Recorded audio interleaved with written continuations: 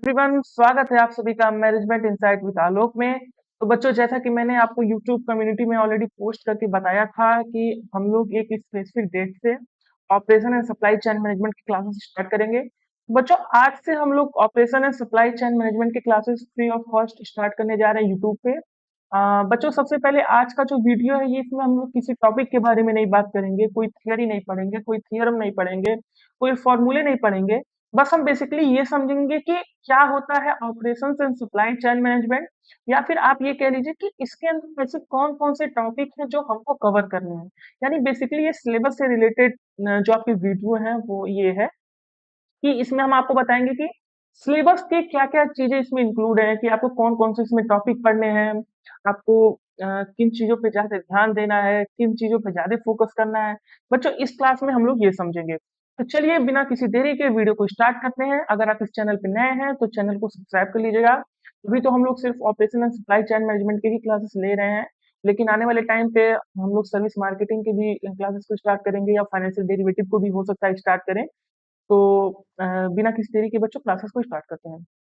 सबसे पहले बच्चों, अगर आपको मैं अपने बारे में बता दूं तो मेरा नाम है बच्चों आलोक पांडे, और अभी मैं करेंटली में गेस्ट लेक्चरर हूँ सिद्धार्थ यूनिवर्सिटी कपिल वस्तु सिद्धार्थनगर में, जो कि सिद्धार्थनगर में एक यूनिवर्सिटी है। मैं यहाँ पे अभी as a guest lecturer department of management studies में हूँ।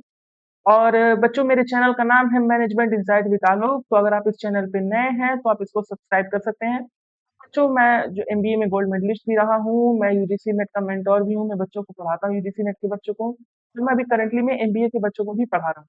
ये मेरा बच्चों फोन नंबर है, अगर आपको कोई भी दिक्कत हो आप तो इस फोन नंबर से आप बात कर सकते हैं। और बच्चों, ये मेरा ईमेल आईडी है, जिसपे आप, अगर आपकी कोई क्वेरी हो तो आप उसको भी इसमें इंक्लूड कर सकते हैं।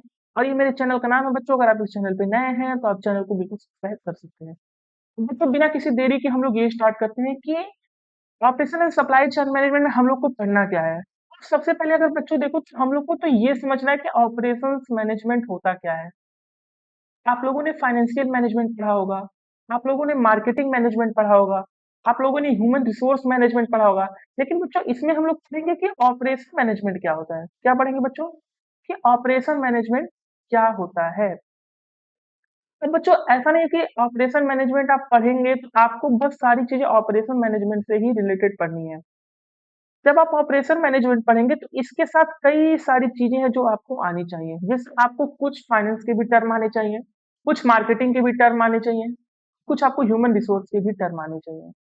तो जो बात करते हैं कि जब आप इंट्रोडक्शन पढ़ेंगे ऑपरेशन मैनेजमेंट का, एक बात बच्चों बता दूं कि जब भी आप मेरे साथ पढ़िएगा तो आप नोट्स लेके जरूर बैठिएगा, कॉपी एंड पेन लेके बैठिएगा। जो इंपॉर्टेंट टॉपिक आपको बताऊंगा वो आप उसको नोट डाउन कर लीजिएगा। हालांकि आज आज के वीडियो में आपको किसी भी नोटबुक की जरूरत नहीं है, बस हम लोग क्लास रख रहे हैं 5 मिनट 10 मिनट की, जिसमें हम आपको बताएंगे कि क्या क्या आपको पढ़ना है। इसके बाद बच्चों आपको पढ़ना है कि प्रोडक्टिविटी क्या होता है। अच्छा, प्रोडक्टिविटी करते वक्त क्या क्या चैलेंजेस आ सकते हैं, ये आपको समझना है। डिफरेंस क्या होता है ऑपरेशन का सर्विस में एंड गुड्स में। There is a difference between the goods and services. We are saying ना कि गुड्स एंड सर्विसेज, तो गुड्स अलग चीज है और सर्विसेज अलग चीज है। तो दोनों ऑपरेशन में कैसे डिफर करते हैं, ये सारी चीजें भी हम लोग समझेंगे। और ये समझें कि आज के करंट के डेट में, यानी कि 2026 में बच्चों बात करें तो क्या क्या ऐसे प्रॉब्लम है जो आपको फेस करने पड़ते हैं ऑपरेशन मैनेजमेंट में। वो चाहे सॉफ्टवेयर से रिलेटेड प्रॉब्लम हो, चाहे फाइनेंशियल कंडीशन से रिलेटेड प्रॉब्लम हो, या आपके एनवायरनमेंट से रिलेटेड प्रॉब्लम, वो सारी चीजों को हम लोग यहाँ पे क्या करेंगे, डिस्कस करेंगे। फिर बच्चों हम लोग इसमें ये समझेंगे कि फोरकास्टिंग क्या होता है। मैंने जब शुरू में बताया तभी मैंने आपको बताया कि ऐसा नहीं है कि आप ऑपरेशन मैनेजमेंट पढ़ रहे हैं तो आपको और फील्ड की नॉलेज नहीं होनी चाहिए। ये फोरकास्टिंग क्या होता है, एक सेल्स का पार्ट होता है जिसको हम लोग कहते हैं सेल्स फोरकास्टिंग। या हम लोग कोई भी चीज फोरकास्ट करते हैं। तो अब अगर आप फाइनेंशियल, अगर आप मार्केटिंग मैनेजमेंट पढ़े होंगे तो उसमें बच्चों आपने फोरकास्टिंग जरूर पढ़ा होगा। तो इसमें हम लोग ये भी समझेंगे कि फोरकास्टिंग क्या होता है, उसके डिफिनीशन क्या है, स्कोप क्या है, फोरकास्टिंग कितने टाइप का होता है, कौन कौन से मेथड होते हैं जो हम लोग फोरकास्टिंग में यूज करते हैं, क्वालिटेटिव मेथड क्या होता है, क्वांटिटेटिव मेथड क्या होता है, क्वालिटेटिव एंड क्वांटिटेटिव के बीच का डिफरेंस क्या होता है, प्रोडक्शन टेक्नोलॉजी क्या होता है, कि अगर आप किसी चीज टेक्नोलॉजी को, अगर भाई आप प्रोडक्शन कर रहे हो किसी चीज तो टेक्नोलॉजी का यूज, अदरवाइज आपके स्कोप कम होते जाएंगे, स्केल कम होता जाएगा। फिर हम लोग बच्चों बात करेंगे कि प्रोसेस क्या होता है, स्ट्रेटजी का। फिर हम लोग लोकेशन स्ट्रेटजीज के बारे में बात करेंगे, लेआउट स्ट्रेटजी के बारे में बात करेंगे। फिर बच्चों हम लोग बात करेंगे कि यहाँ पे बच्चों आपको यहाँ पे क्या होता है, आपका ऑपरेशन खत्म हो जाता है।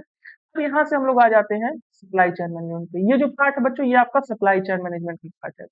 इसमें हम लोग पढ़ेंगे कि सप्लाई चेन मैनेजमेंट क्या होता है, कैसे डिस्ट्रीब्यूशन करते हैं, लॉजिस्टिक क्या होता है, क्या डिफरेंस होता है लॉजिस्टिक एंड सप्लाई चेन में, ट्रांसपोर्टेशन डिसीजन क्या होता है, इंफॉर्मेशन टेक्नोलॉजी क्या होता है सप्लाई चेन में, बुल्विप इफेक्ट क्या होता है, लॉजिस्टिक आउटसोर्सिंग क्या होता है, ग्रीन लॉजिस्टिक क्या होता है। ये सारी चीजों को हम लोग क्या करेंगे बच्चों, देखेंगे। बात करते हैं कि उसके बाद हम लोग पढ़ेंगे मैनेजिंग इन्वेंट्री, कि आप इन्वेंट्री को कैसे मैनेज करते हो। इन्वेंट्री एक ऐसा चीज है बच्चों जिसको अगर आप मेंटेन करके नहीं चल रहे हैं तो आप काफी लॉस में जा सकते हैं। भाई अगर इन्वेंट्री ज्यादा हो गया तो आपके वेयर हाउस की कॉस्ट बढ़ेगी।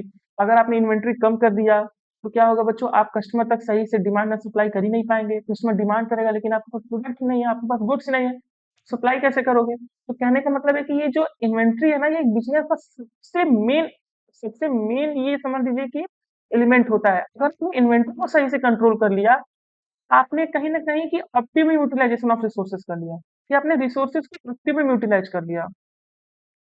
बच्चों बात करेंगे कि हम लोग ये समझेंगे कि इन्वेंट्री के कंसेप्ट क्या होते हैं, ऑब्जेक्टिव क्या होता है, इन्वेंट्री कॉस्ट क्या होता है बच्चों, इन्वेंट्री कंट्रोल के टेक्निक क्या होते हैं, ईडीसी एनालिसिस क्या होता है, वीईडी क्या होता है, एक्शन क्या होता है, ईओक्यू जिसको हम लोग इकोनॉमिक ऑर्डर क्वांटिटी कहते हैं, ये क्या होता है, और जीआईटी क्या होता है, कानमान क्या होता है। ये सारी चीजें हम लोग बड़े आराम से समझेंगे इस वीडियो के अंदर। फिर हम लोग बच्चों ये देखेंगे कि सिक्स सिग्मा क्या होता है, टोटल क्वालिटी मैनेजमेंट क्या होता है। ये सारी चीजें हम लोग बच्चों पढ़ेंगे। अब जब जो कल की वीडियो आएगी बच्चों, उसमें हम लोग ये समझेंगे कि ऑपरेशंस मैनेजमेंट क्या होता है। हम लोग बिल्कुल बेसिक से स्टार्ट करते हैं। आज की वीडियो में बस हम लोग ने एक इंट्रो क्लास रखा था।